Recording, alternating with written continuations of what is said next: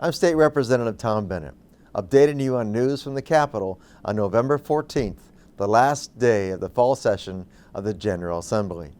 On Wednesday, the House passed a bill which will consolidate more than 600 police and fire pension systems. These funds are underfunded by more than $11 billion, and this reform will generate better investment returns and cut administrative costs. Consolidation is expected to lead to anywhere from $800 million to $2.5 billion in investment returns alone. This has the potential to save local taxpayers millions of dollars. Negotiators worked with the police and firefighter associations and the Illinois Municipal League to come together on a reform bill that will strengthen these pension systems. We also passed a bill to cap the price of life-saving insulin, and many of us have heard stories of friends and neighbors with diabetes struggling to afford the insulin that they depend on.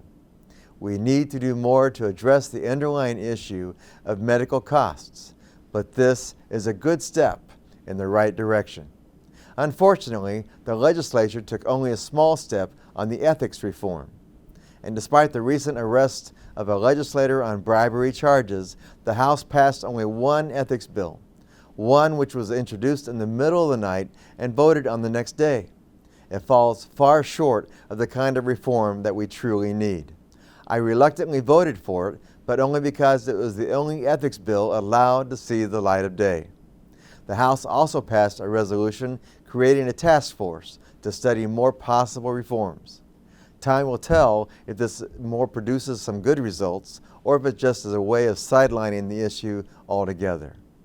House Republicans introduced a package of ethics reform bills, including a ban on legislators working as lobbyists for local governments, and a bill I sponsored to prohibit legislators from becoming lobbyists until they've been out of office for at least 2 years.